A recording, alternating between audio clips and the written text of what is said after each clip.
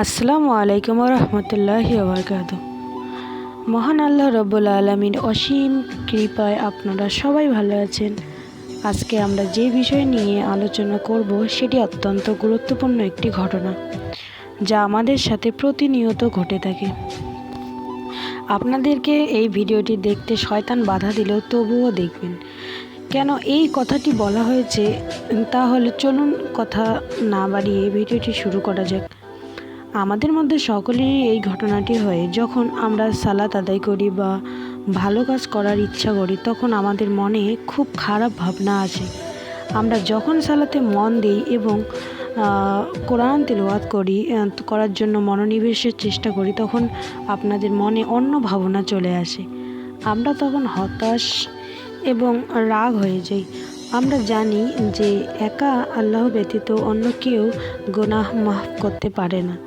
তবে আমাদের মনের মধ্যে আশা, চিন্তা, ভাবনার কারণে আমরা অনুভূতি করি যে আল্লাহ সম্পর্কে খারাপ ধারণা প্রসঙ্গ করা। এর চেয়েও খারাপ কিছুই নেই।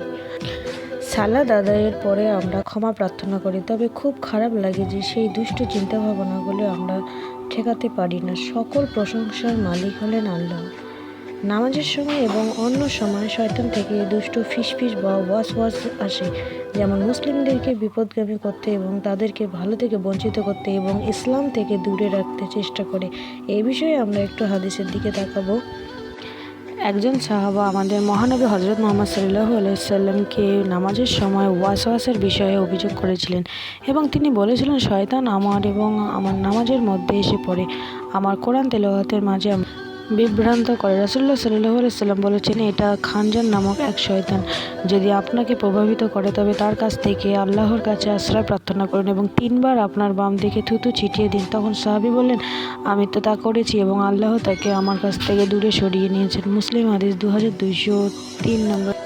এক্ষেত্রে আপনারা যা করবেন, 3 বার আউযুবিল্লাহি মিনাশ শাইতানির রাজিম পাঠ করে বাম দিকে 3 বার থুতু ছিটিয়ে দেবেন। সঙ্গে সঙ্গে শয়তানের ওয়াসওয়াস থেকে চলে যাবে ইনশাআল্লাহ। আরেকটি হাদিসে এসেছে, রাসূলুল্লাহ সাল্লাল্লাহু আলাইহি সাল্লামের নিকটে কয়েকজন সাহাবা এসে বললেন, আমরা নিজেদের মধ্যে এমন চিন্তা ধারণা পেয়েছি যা কথায় বলতে খুব ভয়ঙ্কর। তখন রাসূলুল্লাহ সাল্লাল্লাহু আলাইহি সাল্লাম বললেন, আপনারা কি সত্যি এই জাতীয় চিন্তাভাবনা করেছেন? তারা বলল, হ্যাঁ। তিনি বললেন, এটি বিশ্বাসের সুস্পষ্ট লক্ষণ। এর অর্থ হচ্ছে, আপনি যদি ওয়াসওয়াসকে ভয়ঙ্কর বলে মনে করেন, তাহলে এটি সত্যি বিশ্বাসের সুস্পষ্ট লক্ষণ। কারণ যদি এটি আপনি উচ্চারণ করতে সাহস করেন না এবং আপনি এটির বিষয়ে বলতে ভয় পান, তবে এটি সেই ব্যক্তির লক্ষণ যিনি আল্লাহ তাআলার উপর ইসলামের প্রতি নিখুঁত বিশ্বাস অর্জন করেছেন এবং যিনি সন্দেহ থেকে মুক্ত আছেন। যদি আপনি মনে করেন যে আপনি এই ওয়াসওয়াসের দ্বারা ক্ষতিগ্রস্ত হচ্ছেন, তাহলে বলুন, আমানতু বিল্লাহি ওয়া রাসূলিহি, আমি আল্লাহ ও তার রাসূলকে বিশ্বাস করি। হযরত আয়েশা রাদিয়াল্লাহু তাআলা আনহুর থেকে বর্ণিত, রাসূলুল্লাহ সাল্লাল্লাহু আলাইহি সাল্লাম বলেছেন, শয়তান তোমাদের একজনের কাছে এসে বলে, তোমাকে কে সৃষ্টি করেছেন? এবং তিনি বললেন, আল্লাহ। অতঃপর শয়তান বলে, আল্লাহকে কে সৃষ্টি করেছেন? যদি তোমাদের কারোর সাথে এটি ঘটে, তাহলে তাকে বলতে দিন, আমানতু বিল্লাহি ওয়া রাসূলিহি।